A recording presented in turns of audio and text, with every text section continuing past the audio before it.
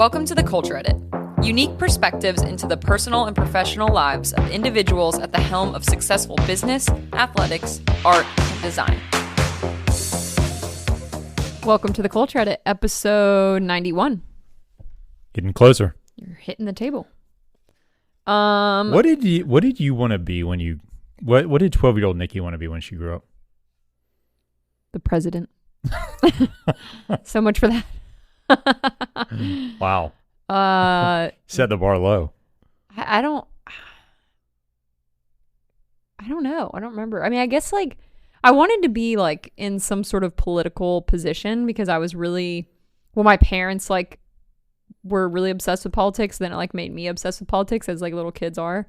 Oh. No, that's actually little kids are not obsessed with politics. No, that's not true. Well, I went to like a super like, I think we've talked about this on the podcast before, but my middle school was a like liberal arts, creative, like theater school. So like they constantly had us like debating and like just doing all these like different things that you wouldn't typically get in like the public school system. So I just got really into debate because I'm very argumentative. Yeah. And still. So I think that's probably why I leaned in that direction for a while. Then I wanted to be an actress. And then I wanted to be a lawyer. Okay. Yeah, so kind of all over the place, but the thing I wish I would have stuck with more was the acting. I wish that I would have went, instead of going into, I was in an AP program focused on like international studies and like government studies. And instead I went in, I wish I would have went into the theater program. Dare? Theater. Oh, theater. I thought you said dare. The dare program. I wasn't. Dare. I don't know. I wasn't hooked on drugs yet.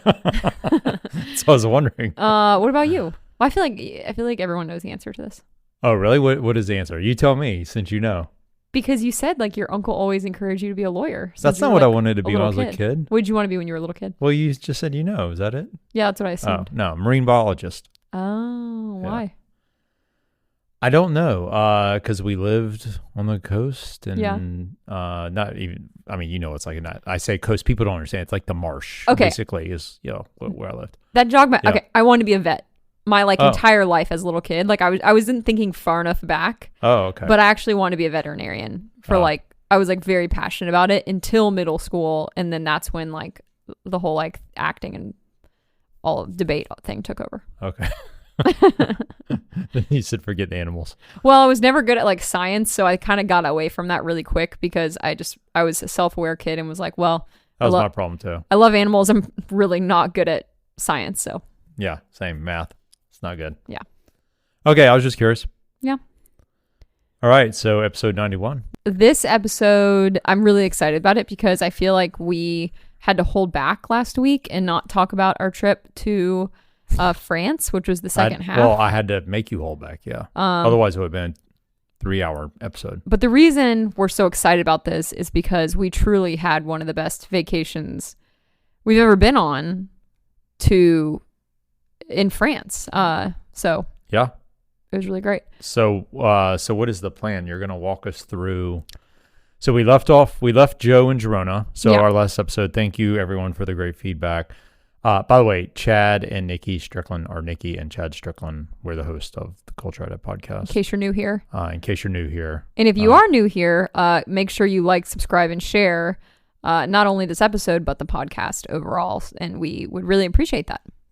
Because the more likes and shares we get, the more views we get, and it's easier to get exciting guests on. There you go. So it's important. Just like a Diary of a CEO. Exactly. It's like what you put in is what you get out type situation. I told you I'd never listened to him, and I was listening to him interview Emma Greed. It's a weird name. But she's CEO of Spanx. It's pretty good. CEO of Spanx or Skims? Sorry, Skims. Oh, okay. Skims, I was like, Skims, not Spanx. Skims. I was like, that can't be right. That's funny how I never thought about that, how they both have such similar names. Well, Skims, I think I told you this, but it was a huge drama when Kim Kardashian most people don't know that Kim Kardashian is not like the full owner of Skims. She's not the founder. She's not even the founder. It's actually a couple. It's Emma Greed. Yeah, that founded the brand. And it's this woman who was styling on set and met Kris Jenner. And she basically like pitched the idea to Chris, and then Chris said, great, I got my daughter with a big butt that can model this stuff. Yep. And that's Kim K. I just never thought about the fact that it's so similar to Spanx. Yeah. Skims, Spanx. Well, you can see how that could you get, because it just does the same thing, right? It's pretty much the only like direct competitor to Spanx, although I prefer the Spanx product from a shapewear line than Skims. But I think that's based on your body shape. Well, anyway, the Diary of CEO episode with her, I'm like halfway through it. It's really good. She's tough woman. Like a tough interview, or no, like just tough, resilient. Business. Yeah, very resilient. Yeah, poor.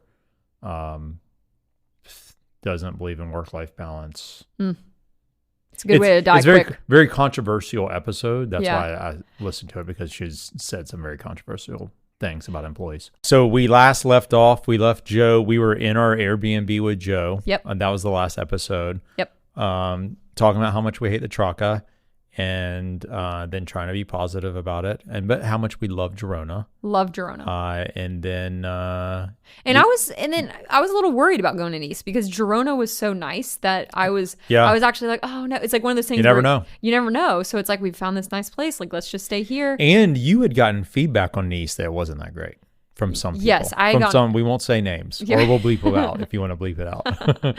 But we got feedback that wasn't that great, and so that's actually when you started getting worried, when you got that feedback, which was right before we left. Yeah.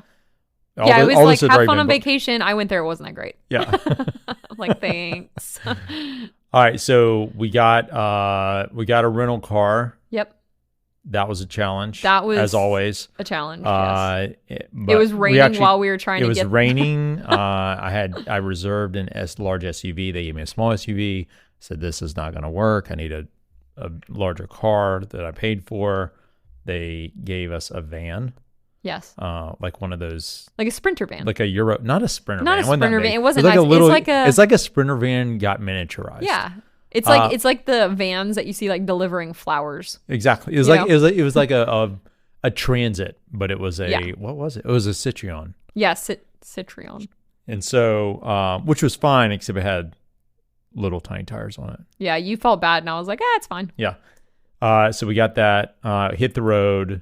It was windy, lots of traffic, and we decided to do the coast road, Costa Brava. Yeah. Up basically the coast of Spain going into France. Yeah.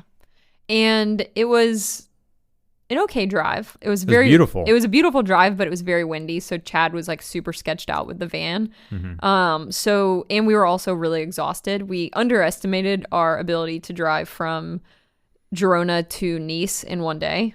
We got like an hour in and we were like, oh, we can't do this. And so we stopped in Montpellier. Well, before that, though, we stopped at a vineyard. Oh, that's right. Yeah. So we were driving Costa Brava. We're not in France yet. And we were driving up the coast and we saw this vineyard on the left. And then there was a little hut on a cliff on the right. Oh, yeah. And we did a U-turn and came back. Yes. And the guy in the hut did a wine tasting with us. And we found out he was part of the family. He was like a grandson or seventh generation. That's what it was, seventh generation. Yeah. I can't remember what the wine was called though.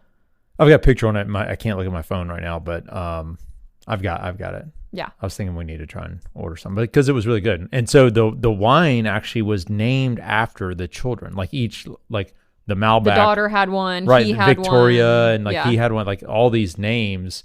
But we didn't know at the time, so he's like going through them all, and I'm like, oh, I like Victoria versus Almond. Nicholas or whatever it was. And I'm like, what? I think you asked. You're like, what's the deal with these names? No. I said, are you part of the family that owns this? Yeah. And because I just had this feeling, and he was like, actually, yes, I am. That's me. I'm Nicholas. Yeah. And it was his bottle. Yeah. Anyways, from there is when we went to Montpellier. Yeah. Yeah. It's hard to describe how cool this little wine shack was, because it was literally on the side of a massive cliff overlooking the ocean with like wildflowers. And I mean, it was really, you didn't even want to stop. You're like, we don't have time for this. And I'm glad we did, because it was really cool. But then after that, it was one of those things where we had just had lunch. Yeah. It's like we weren't planning on that. We had like a sit down lunch in this like cool beach town. Yeah. No one spoke English. And then it just took a long time. Yeah. So then it was like, all right, well, I was like, there is no way we're going to make it this whole time. So we had to call an audible, and you randomly picked Montpellier? No, well, Montpellier was just like the biggest city on the way. Okay. Or one of the bigger cities on the way. And so I knew that we could find something easier there. And so I went on ChatGPT and I asked ChatGPT, what is the best hotel in Montpellier? And it told us the hotel, which is like let's see, have it up. Hotel Richard de Belleval. Richard. It's literally Richer, Richer. Oh. De Belleval. I mean, it was it's like a Chateau Real, right? It's a Real and Chateau. Oh, sorry. No, I just knew it was called something different. Okay. But if you know hotel chains like that, or hotel. By the way, I confirmed that Iolo in Patagonia is one of those. Okay. Yeah, is a Real. So when I saw that it was part of that brand, I knew it was going to be nice. And again, in the up season, it is decently expensive, but we were just hitting it at like the last minute, so it wasn't that bad. So I was like, you know what, let's just stay here. Like, it'll be very comfortable. We desperately needed a good night's sleep and like a comfortable bed. Yeah. We walked in and it was probably one of the coolest hotels from like an art perspective that I've ever gone to. The owners, first of all, you couldn't even drive to it. You couldn't drive to it. You had to like park in a garage and then walk, except like the bellman came to you and like got your bags and you like walk through a park and then like. Yeah. You literally walk through a park to get to this which at night was kind of weird, but in the morning we were like, wow, this is incredible. Yeah. And as soon as you got in, like the staff was just amazing. It was another unreasonable hospitality experience. Yeah. If you read our newsletter afterwards, I'd mentioned that hotel because that was the first kind of unreasonable hospitality moment we had. Yeah. Was every single person in that hotel that we encountered just cared so much. Cared almost like too much because the one guy checking us in almost wouldn't stop talking. I was like, sir, it is 10 o'clock at night. You said the bar closes in 30 minutes. Like, I need my dirty martini. Zip it and I need to get a dirty martini. We've been driving all day. So but he was really nice. So then it was like a crazy hotel. The rooms were amazing. There was just, when I say art, like the art that covered all the walls was like curated by the owner. I mean, it was definitely an art lover's delight because it also wasn't all the same like type of art. It was there was just everything. It was very cool, but tastefully done. But the bar was like out of a movie. The bar, when you walk in, we didn't even get to go to the restaurant because we didn't have time. But the bar was incredible. It was like, for some reason, they have like a symbol of like a dragon or snake or something. It was a phoenix. But it was like a phoenix with a dragon or something. It was a phoenix that had clutched a snake or something. Yeah, something like that. And that was kind of the motif of the bar. Yeah. It was really, really, really cool. The bookshelf or shelving behind the bar, actually, so imagine the room is this giant vaulted ceiling, giant, like 50 feet tall. And the shelving went to the ceiling and curved to the top of the ceiling. It was like an optical illusion. So and there was art and like pottery and sculptures in the bookshelf, as it curved to the ceiling, they had secured the items so that they looked as though they were also leaning out. Like it should be falling down on top of you. It should be falling on top of you, but it was suspended. Yeah. In the bookshelf. It was like, it's hard to explain, but isn't there something in Disney World that's like that? Probably like the haunted house. That's what I was thinking. Yeah, the haunted house ride. It was really cool. Like you could just tell there was a lot of thought that had gone into this from a experience and in a art perspective. Yeah. They had little binoculars. I think I might have talked about this in the last episode, but they had little binoculars. No. We didn't talk about any of this in the last episode, so you're clear. Maybe I told someone else. I think you just talked about it a lot.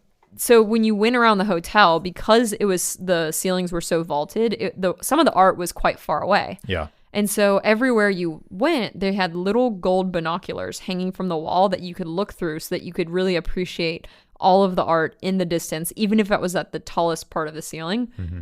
I've never seen, I would never have thought that, but that is just really creative so that people engage with the art instead of just I've never seen it before. Yeah, it was really cool. Yeah, so it was a great town. And so then we walked around the next day and I found this really adorable, we only had maybe, I don't know, a couple hours to kind of walk around. We had as much time as but we knew we wanted to keep moving. Because we wanted to go to our favorite vineyard. Yes, we want to go to our favorite vineyard. But I found a couple really cute boutiques and the guy in the boutiques told me that Americans are his favorite of anyone that comes to France. Because they spend the most money. And he said, because they're the happiest. Oh. Yeah. Yeah. Because I asked him, I was like, why are we your favorite? Other than the fact that we spend excessively. And he said, Americans that come to France are the happiest Americans. And I was like, wow. Nice. It's like the Australians that come to America. Exactly. Only the happy ones come. Yeah, exactly. And so it was a good time. We actually wanted to stay in Montpellier. It was like everywhere we went, we wanted more time. Yeah. But we continued on. I definitely would stay there for a few days. Definitely. And it's not on it's on Côte d'Azur, but it's not on, so it's on the French Riviera, but it's not on the water. It's like 10 minutes from the water. Yeah. It's like one of those towns that they made it a little bit further away so they couldn't be invaded. Well, and like the Roman aqueducts running through the city are like, I mean, they're obviously not in use, but it's really cool. Yeah. And there's a lot of museums and like a lot of history. It's also a big college town. So I guess that's right. Everyone was really young. There's 70,000 students. So they take up 1/3 of the population in the city. So it's pretty lively at night. Like when we were walking to the hotel, there was like, it looked so much like a lot of fun. So I would like to go back and experience some of the, the nightlife and the bars and all of that. Definitely.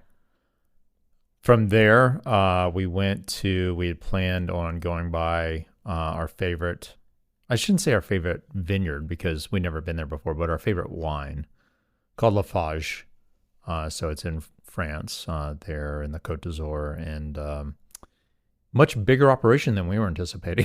Really? I thought it was like a family run thing, and we got there because Vinoteca, which everyone listening to this podcast knows that we go to Vinoteca, our local wine shop, and Kay and Janine were on the podcast. They actually have Chad's favorite on this bottle. Is Lafage. Lafage. And we've only seen two versions. There's the Narasa, which is Syrah, like blend, Syrah and Malbec blend, and then the rosé. Mm-hmm. But so we got there and we walked in. Seemed like a big operation. We started seeing signs. Yeah. And then we walked in and there was probably 60 different labels. It was it was like we didn't expect them to have that many different labels because we hadn't seen that many in the US. Yeah. But it was great. It was great. Another unreasonable hospitality moment. They were so nice. Yeah. The guy who sat with us and did the wine tasting was trying so hard to like just explain everything the best he could. I mean, obviously English is his second language, and like part of me felt bad because I feel like it was definitely like a stretch exercise for him, like to practice English, but he was like really excited to practice his English. Yeah. And he did such a great job. He was also excited because America's #1 fan was in the house. That is true. Yeah. That is true. And his #1 goal. We showed him the picture. And he said his #1 place he wants to go is America. Yeah. Yeah, he hadn't been. But Katie, Janine, we showed him the actual picture of Chad's favorite. Yeah. Okay, so from there, it was on to Nice. Nice, which again, so we get there. So I booked an Airbnb. Let's not go too deep on okay. I booked an Airbnb because normally we just book Airbnbs because it's easier with the bikes. We've talked about this before. I don't need to go 100%. I don't need to go into that again. Everyone that travels with bikes knows this. You understand it. Yeah. And pain in the ass to go to hotels with bikes. So I booked this place that was like, they had like 50 reviews, 5 stars. And I'm like, oh, great, perfect. And it said it was on the ground floor, so you could just roll your bikes in and out. And literally like there wasn't any bad reviews. Until I went back, and then there was like one, but it was like 4 years ago. So I didn't. It was one though. It was the exact same issue we had. But it was accurate. Yeah, the one was accurate. So it took us a while to find it. Very long story short, we were in someone's garage. So it was not only someone's garage. It was like a area. It's in the old town. No, it's not even in the old town. It's in the port. The port. The port, and it was in an area where there were multiple chop shops. Yes. Is what I would call it. Well, because lots of old cars. Because it's popular because of Monaco. Yeah. Were like being taken apart, and like lots of dudes were welding on cars. Yes. And we're like basically going down an alley that we could barely fit through. And all these guys are watching us, and then we get there, and it was like we had to get this woman to move her car, and then we go in, and it was somene's garage that they made a Airbnb. They converted it, but not. The pictures were completely misleading. I mean, it was the most misleading Airbnb situation other than the tiny home. But at least the tiny the home. tiny home, they said it was a tiny home. They just took the pictures with a fisheye lens. You just didn't think it was as tiny as because of the lens. It was tiny. But that was kind of funny. This was not funny. So it was so bad, folks, that the guy, super nice guy, he could tell immediately that I was like, he was very nervous. Yes. It wasn't his place. It was his landlord's place. Yeah. But he was somehow showing us around.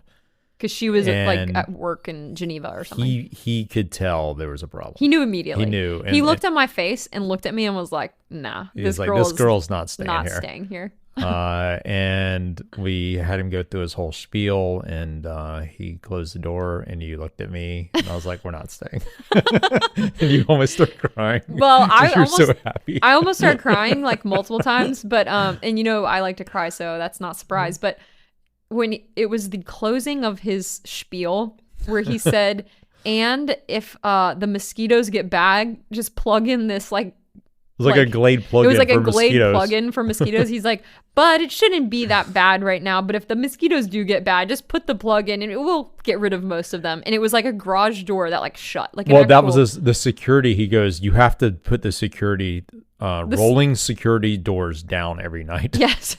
We were just like, what? I'm not sleeping in here with my diamond rings and my. So I was like, no, we're not staying. Anyway, so we got out of there promptly, and what I realized, and I do want to talk about this real quick, is it opened my eyes to a new type of scam. Yeah. So this is something I've This is important. This is something I've never seen before, but I encourage you to triple check this because it's like the last thing you're thinking about when you're booking. So normally when you book an Airbnb, what do? You check the cancellation policy. And if there's no cancellations, maybe you don't book it. Or if there's a really strict cancellation, like whatever, maybe you don't book it. This was the opposite. Yeah. So their cancellation policy was that you get 100% back within 24 hours after you've checked in. Yep. And so if you before you check in.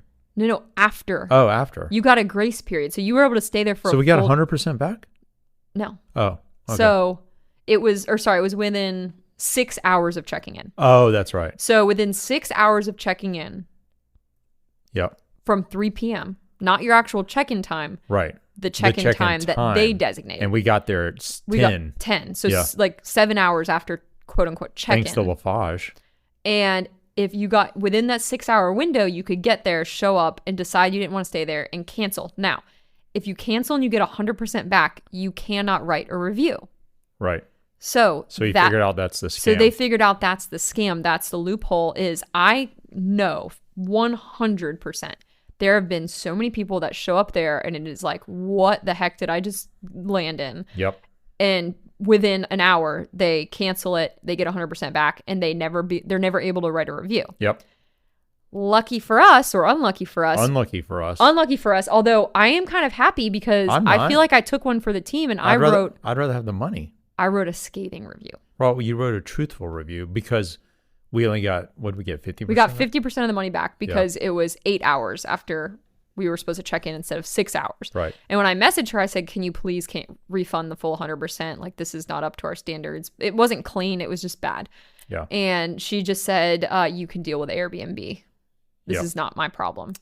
Oh, so boy. I think she thought that I wasn't going to be able to write a review. Yeah. Because she wrote a review for me and it was like, loves her. Like, they're such nice people. Thanks for staying with us. No way. Yes.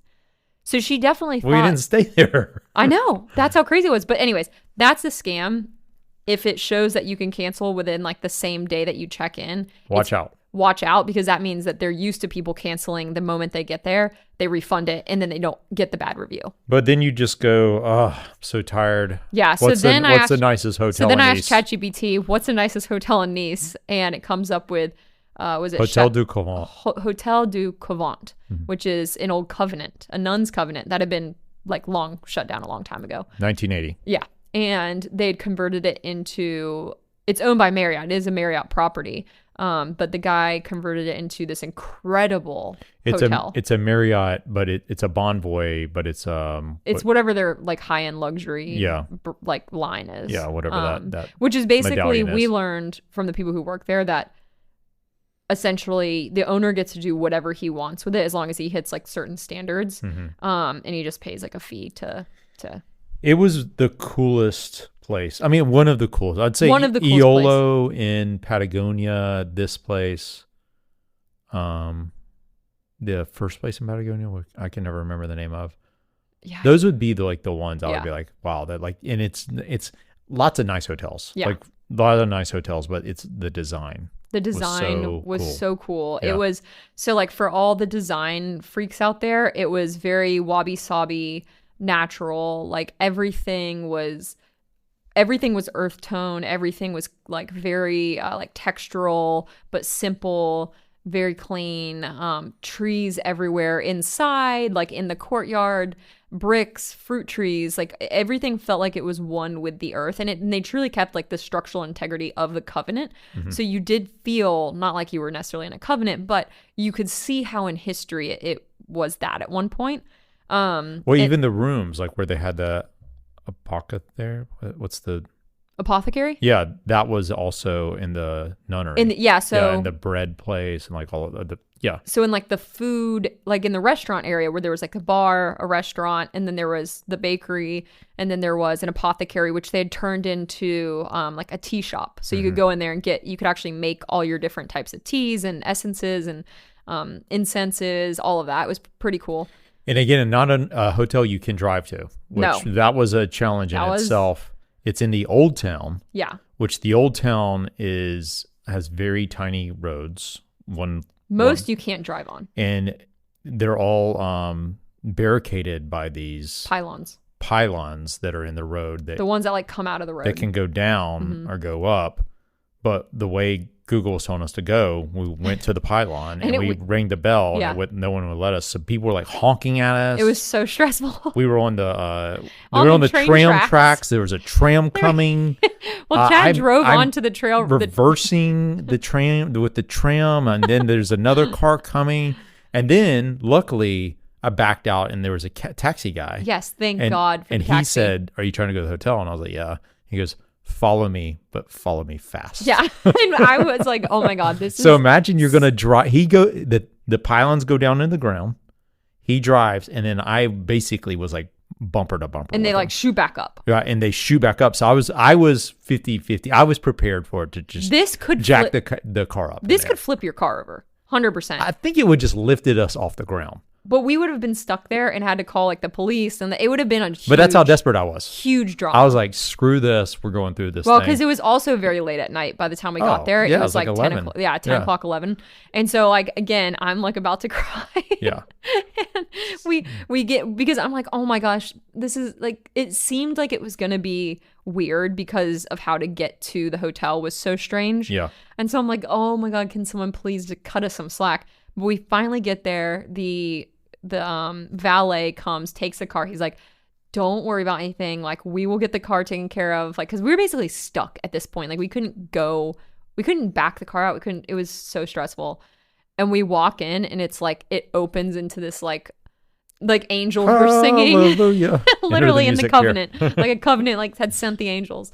And I was just so relieved. Like, we got in the room and the room was so beautiful. Yeah. I was so relieved. I was just like, oh my God. And we went down to the bar. And the guys. And they had dirty martinis. And it was like the best moment of my life. And my boys, the bellmen, normally the bike situation can be pretty awkward, especially in a nice hotel, because they don't like you turning their really nice room into a mechanic's room. A mechanic's garage. Understandably. And they were like, we have this giant room for luggage. We'll take it like anytime. And then like they just took care of the bikes the whole time, which was awesome. Yeah. They were really, really, really nice. They were so nice. Yeah. Again, another unreasonable hospitality moment. And I liked how when you checked in, the concierge gave you a direct WhatsApp number to talk to her. So if you needed anything, all you had to do is just send her a WhatsApp note. Like, so you don't have to call, you don't have to like go down there. Yeah. And at first I was like, oh, this is going to be like a 24-hour this is going to be like a 24-hour response time. No. Within minutes. It was literally like I was texting my friend on WhatsApp. Even to the point where when we left, Chad left all of his brand new dirty bibs in the room. And I WhatsApped her a week later when we realized they were gone. And she still responded immediately and was like, oh, I'll get those shipped to you. They still have my dirty bibs. I'll get those shipped to you right away. Yeah. It's crazy. I mean, it was like the bartenders were so nice. The restaurant, like. The food was amazing. It was great. Really quick on just to because I was thinking about the driving. So I've driven all over Europe. I've driven in Paris. I've driven in Rome. Driven in Scotland. Stick with the left hand. Not recommended. I was fine with No, that. you did great. Yeah. I'm just saying for like the average person. Like, yeah, for an average person, if you grew up in America driving a stick and then you have to drive the stick in your left hand, it can be a challenge. And this car was a stick too, which, by the way, Peter Mullins was asking us about that. And we got a stick. Yep. But driving in Nice is probably the most stressful and hardest European driving I've ever done. Yeah. It is so It's just really stressful. It's really tight. Everything is very, very tight. Like inches. Yes. At all times. I mean, and we ended, the next day we just returned the car. Yeah. We thought we were going to keep the car the whole time and drive to the different, because there's all these little different cities around Nice that are really close. So you just do little day trips. And we realized that the public transit system is actually incredible. Like, I think we talked about this in the last podcast, but we talked about it because you talked about how we were sitting at the bar and we weren't allowed to sit at the bar and they let us sit at the bar. That was on the last podcast. that was in our newsletter, babe. We haven't talked about it. It's in the newsletter, and we talked through the newsletter is why. So sorry, folks. We feel like we're repeating ourselves because we wrote a lot about this in the newsletter. I feel like, and also so many people have asked us about the trip that I'm like, wait, did I already say that? What are the other highlights you would say? What are the highlights just to give folks the food, every single place we went was amazing. So the hotel had a restaurant outside of the wall. So the hotel was basically walled in. Yeah. Just like it was like a fortress. A Covenant would be. Yeah. Is it Covenant? Is that right? I think so. Covenant. Okay. Covenant. I don't know. So we'll get corrected on that. We're not religious. And then outside the building, they had their another restaurant, which you said was the best chicken. The best chicken I've ever had. Wow. What was the name of it? Do you have the name of it? Yeah, I have it saved on here. Okay. And so that kind of set things off, and I'm like, wow, the food is really good in Nice. Everywhere we went, the food was amazing in Nice. And we only ate at small, like family style. We have a friend that lives in Nice, which I think are you going to talk about, Cedric? Yeah. Okay. So he had made some recommendations. It was Le Bistro des Souriers. I have no idea how to say it. Oh, you have to put that in the show notes. And then we went to that wine bar. We went to the wine bar, which we could never find again, but they have another restaurant called La Cave du Fromager. Yeah. But we could never find. Yeah, we found it. They just were closed. No, you didn't put it on the save list though. Oh, I didn't. Oh, okay. I know where it is. I can put it on there. We went to. It's like a long name. Acqua and Farina, which was a Italian restaurant. We went there twice. 2 days in a row. Because the server, who looked like he could be a runway model, I was trying to give him Vic your number, and but he was also an amazing server, and the pizza, the pasta, they were was Italian family. It was definitely like an Italian mafia type situation, but 100%. like the nicest Italian mafia possible. Then we went to Le Épicerie Georges, which was that little French place that we sat outside. Yeah, that was amazing. Yeah. We had the brie, like the melted brie with truffle shaved on top. Yeah. And steak. Oh my gosh. And steak. It was one of the best. I had steak tartare, which was the best steak tartare I've ever had. So one trick we learned in Nice, all these small restaurants expect a reservation, but what you can do is just walk up and say, I don't have a reservation, but can I come back later tonight? Mm-hmm. And they'll say, come back at 9. And then that's your reservation. Yeah. Basically. They just want to be able to plan it. They just want to plan. Because, I mean, it's literally every single place we went was family owned. Yeah. Except for the one in the hotel. And they were family owned. And it was literally the family running it. And so we ended up making friends at pretty much every single restaurant we went to. We walked out having talked to the owner, having talked to the owner's wife or husband, it talked to the chef. Like the one chef in the wine bar was from Australia. Yeah. And he somehow ended up in France, but he was playing all of this like amazing like 80s music. Chad's playlist, basically. Yeah, and we were like, what? In this like French wine shop, they're playing like all these 80s jams, and all the French people were like jamming out like in English, even though like I feel like they didn't know like what they were saying. But I heard him in the kitchen singing. I was like, wait a minute, he's not French. So anyways, it was a cool place because everyone was like friends there, and they were all so nice, like young and cool and French, and yeah. And it was a couple owned it. Yeah. Yeah, because they own 2 restaurants there. So we loved it. A great time. I mean, let's talk about then the riding and running. Yeah. So what was your favorite ride? Well, so we did a couple of different rides. The first day we were looking at routes, and we actually took Nielsen Palace lives there, and we took his route from him that he had done a few days earlier. It was about the same distance we wanted to go. I think it was like 45, 50 miles. Yeah. And I didn't realize at the time. We took his route, but then I also asked Brendan Sullivan, who has a place there, what we should do, and he described as good to do the same route. So we did. There's 2 kind of famous climbs there: the Col d'Ez, EZE, and then the Col de Madone, which is the climb going up to the city, the little town of Ez. Yeah. Which, if you've been in Nice, you know what that is. Well, you can. I found out the day you didn't ride that you can actually get to Ez without doing the Col d'Ez. Oh, well, I like the Col d'Ez. It was nice. It was hard, but it's like a super gradual climb. Yeah, it was gradual. It's just long. Yeah. So we did that route that day, and that's when we first were like, "Wow, the riding here is spectacular." Yeah. And like Artem told us, he said it reminds you of Malibu. It really where does. you're like on the water. It's even more compact though. Yeah. And the mountains are way higher. Yeah. But it's the same idea. Like you're like on the water, and then you're in the mountains. And when you drive in from like the airport direction, you do see like all the houses in the hills. Yeah. So it does remind you of like Los Angeles a little bit from Definitely. that perspective. Yeah. It was really cool. And then we did another ride where we actually did. We did 2 rides. Yeah, we went to rode through. Oh, we went back to Turby. Yeah. So Turby, I found out this this town called Turby is kind of like the central hub of where most of the rides go through. Mm-hmm. Like all the different routes go through Turby.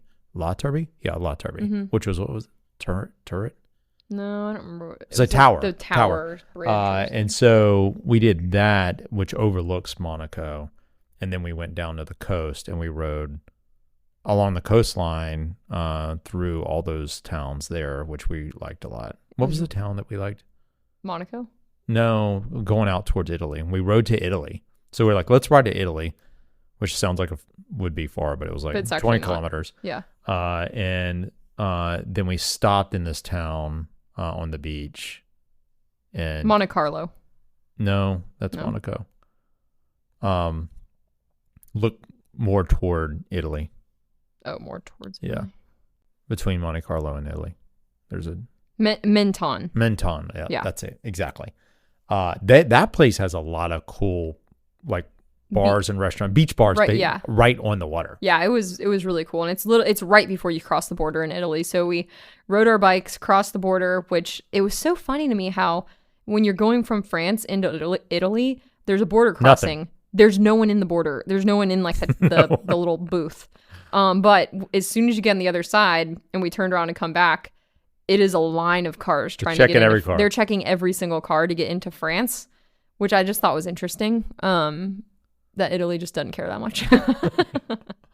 We didn't get stopped though. They eyeballed us. Well, they eyeballed us because we actually went back through the Italian entryway.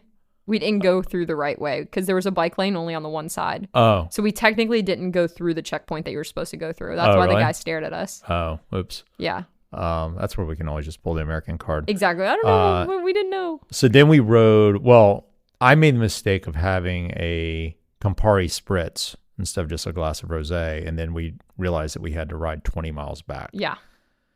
That was rough. Not for me. Not for you, but the more I drink, the better I get at riding. We went straight through Monte Carlo, which was Monaco.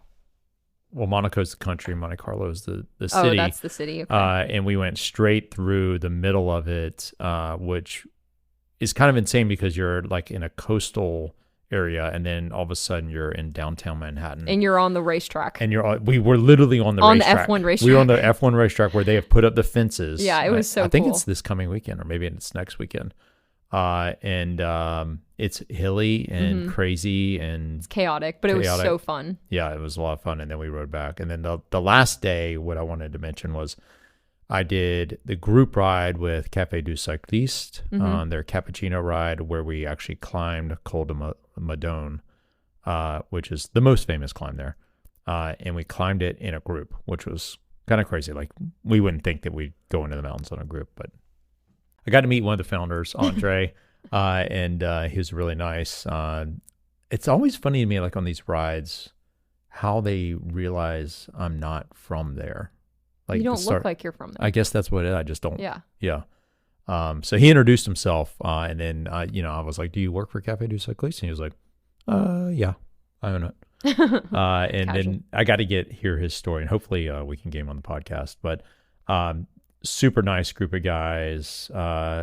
They went pretty easy for the first hour, and then after that was full gas climbing on me on a gravel bike and descending up the Madone. Up the Madone and down the Madone was an hour. It was an hour-long descent. That's basically. Nice. Which I was spun out. Yeah, I got dropped on the descent because I was spun out. They're flying. Those guys can fly down the hill. So, and then Café du Cycliste, they have their actual cafe, and it's really cool. It's a shop too. Like they have a lot of clothes. Yeah, it's really, really, really cool. So if you're in Nice, and you ride bikes or run, that's a must stop through there. Yeah, must stop. And it's funny because every single person who came up to us and asked if we were cyclists would say, "Have you been to Café du Cycliste?" Yes, yeah. They clearly have done an amazing job with branding and brand awareness in Nice, because it was the only place that anyone recommended. Yeah.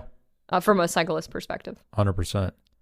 It was cool. Like I've never seen their stuff in person other than few things at Zeal.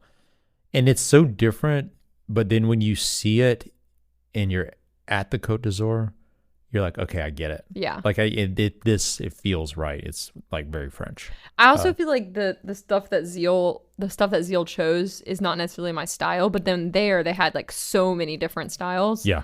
Which is so smart because it goes to what we always talk about with Pas Normal. I loved Pas Normal, but everything looks very similar. Yep. And I think that they've done a good job creating a very diverse line of designs and to attract different people so that you actually end up buying more. Yeah. And including casual. They have a lot of casual stuff. It's more outdoor adventure type, which I didn't realize that was the brand until we got there. Yeah. But it's definitely more of the adventurer versus just a racer. Definitely. Yeah, it is very gravel bike packing, the shoes that you liked. They were basically they look like hiking boots or hiking shoes, but they're for cyclists. Some really, really, really, really cool stuff. So, and then you did a run that same day. I did probably one of the cooler runs. I mean, because I did that amazing run in Girona too, but this was one of the coolest runs I've ever done. It was 11 miles. Point to point, and then I just took the bus back because it was so easy. The public transit, I can't explain to you how clean and how easy it was. And I went to the little peninsula right outside of Nice. So I ran to Saint Jean Cap Ferrat. I'm sure that's not how you say it, but we'll just call it Saint Jean. And there's actually a coastal trail that goes around the entire peninsula. Mm-hmm. And it's only for hiking, and I was the only person running, but hiking, running, jogging, whatever. Yeah. And it literally goes around the cliffs around the entire island. It's crazy. And it was just so... And you said you could even go out on the water, right? Yes, you could if I wanted to, I could have climbed down the rocks and jumped in the water. Wow. It was so cool and so pretty. And there was a big lighthouse at the very end point, so I could see the lighthouse from really far away from Nice. And I was in my Instagram videos, I'm going there, and it looked like I was going on a journey of a lifetime to get there. But the funny thing is, it's not that far. It's 9 miles away. Yeah. And then the little town of Saint Jean, it was very upscale. It's tons of sailboats. It's definitely the quintessential French Riviera. Yeah. Fancy. That's the pictures you see. Yes, that's definitely the pictures you see. I would be tempted to stay there, honestly, because it's very central. I like the old town, but if you got to a point where you were going back, a lot of tourists in the old town. Yeah. Yeah. But there was a lot of tourists in Saint Jean. It was just higher level. You know what I mean? Just a higher end. Not off of the cruise ship necessarily. Yeah, well, and that's where I think there's a Four Seasons that's $2,000 a night. So it's definitely it's where the millions and millions of dollars of houses and castles, the what is it, the rich family, the Rothschilds. There's a Rothschild castle there that you can get married in. It's a museum as well. So Yeah, it was cool. Speaking of museum, and I know we've talked about Cedric in the past. With Paris. Same Cedric that we've talked about in Paris that showed us around at the art galleries. He happens to live in Nice. He happens to live in Nice. And he came and picked us up and took us to a really cool art gallery. You said it was a private gallery. It was pretty impressive collection, but the craziest thing was that one French artist. I don't know her name, but yeah, not Dumas. Doesn't matter, but we'll put her name. There's this like crazy French artist who just won like the Paris award for art, blah blah blah, whatever, which is like the biggest award that you can win. Or maybe she won it like a couple years ago. It's pretty dark, It's very political. Very political. But the weirdest thing I probably have ever seen, which he warned us, was she had a full life-size copy. It was a physical copy of herself sitting there spinning on a stool. It was really creepy. And when I say copy, you would not be able to tell it wasn't a human being sitting there. No, it looks so real. It was really creepy. It was like out of a movie. Well, because she's very creepy looking. Yeah. And so she's shaved head. It was like stuff nightmares are made out of, because like her eyes like look right into your eyes. Yeah. But it wasn't her. She got like every like fold in her neck and like every hair, wrinkle in her like chest. It was crazy. Her eyelashes. I'm like, did she pull her own eyelashes? It was one of those things where I was like looking and I was ready for her to like move and jump me. Yeah, exactly. It was really creepy, but it was very interesting, very thought provoking. There was a lot of Miro, which for those of you that are into art know that he is a very famous artist. A lot of people will think of him when they think of Mallorca. But there was a lot of that, and it was cool. Yeah. So that was that. Is there anything else? I don't think so. It's definitely a place we'd recommend 100%, 100,000% yes. for outdoor activities. I want to go back because there's so much to do that we didn't even like, and we weren't there when it was that warm. So like in the really warm weather, we could have gone on a boat. We could have gone in the ocean. Like, I see why so many pro athletes live there. Yeah. 100%. I mean, especially pro cyclists. I was saying, I think if I was a pro cyclist and you had to pick Nice or Girona, I probably would go with Nice. Yeah, I would too. My opinion. Well, it's a lot easier to get in and out of because the Nice airport, you can go straight from Atlanta to Nice. You can go straight from New York to Nice. So it's really easy to get into. The airport was really, really nice. There's like an Hermes of like. Yeah, it was really nice. It was a nice airport. Okay, well, that was that. One thing I wanted to mention that I meant to mention in the opening that we didn't talk about was what we did this past weekend. What I think is probably Atlanta's best festival, which is Porch Fest in the Virginia Highlands. If you get a chance to go to this next year, you need to. But it started during COVID 5 years ago, and now it's like takes over, I don't know how many blocks. And how many people? It's like hundreds of thousands of people. It's crazy. Thousands and thousands and thousands of people walking the streets of Virginia Highlands. And the idea is that bands play all these houses. These are old, I guess probably built from 1920 through 1960 houses, and they all have big porches on the front or yards, and bands play at different times on different roads. And 50,000 people. 50,000 people. 50,000 people went to this festival. I believe it. That's probably low. That's what they expected to attract. It was incredible, and it was so much fun, and it's a very young crowd. Yes. Very, very, very fratty. Very young crowd somehow. But the bands were great. All the bands that we saw, from like kids playing together in a band to like two old guys on acoustic playing Jimmy Buffett. I mean, it was so good. We did miss I think most people have seen the viral video of the Pink Pony Club. Yeah, we've somehow missed that one. It's probably like 20,000 people in front of that house. It was. But that was really cool. Yeah, it was a great weekend. We also, after we shut down the office today in a few hours. Oh, this is big news. We're going to our new restaurant that's in Buckhead already, but it's just opened up on the Beltline. Well, we've talked about this a lot. What is it called? Yepa & Co. Yepa & Co. It just opened up. Today's our first day, opening at 5 p.m. We will probably be there around 6 p.m., and we're very, very excited. So we will report back on how Yepa & Co. Atlanta Beltline version is. we have high expectations because the Buckhead location is amazing. One of our favorites. I mean, we've talked about it so many times, and it's probably been 2 years they announced. So as long as we've been doing this podcast, we've been talking about and anticipating this restaurant opening. Yes. And it's happening today on a day that we're recording. Right below our office. Right below us. It could not be more exciting. With lots of outdoor seating. So we're very excited. So we got to get this edited before we go. Exactly. Think about that. All right. So that's what we got. Thanks for listening to, it's not too long. I was going to say this was a long one, but I think it'll be good. Where are you looking at? I'm looking at for the folks. We are still experimenting with video. Oh. That's why it's been a little weird because we don't have our phones in front of us to fact check ourselves. So I was actually looking at one of the video screens on how long it's been recording. Ah, I see. Okay. Yeah. Oh yeah, I guess I can see yours too. Yeah. We can't use this video because my face is too shiny because I put a bunch of sunscreen on today and it's like white casting me out of the world. We're testing video. We're testing lights. We're testing cameras. Yes. So. We might require a professional to help us. Yeah, Patrick, we are trying, but we're trying. We're not. You need to come in here. This might not be our expertise. Do some things. All right. Anyways, on that note, we'll have a guest next week, hopefully. Possibly. Yeah. Depending, we're trying to nail down a couple people. We're trying to nail down some international guests that hopefully we'll get. Yeah, it's been a little. So it could be another one-on-one. It could be.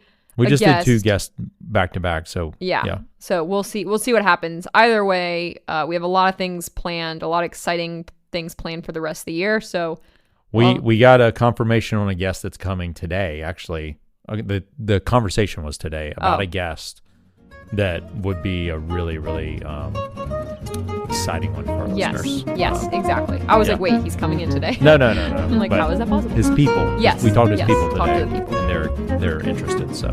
Yes, perfect. All right. Thanks. Bye.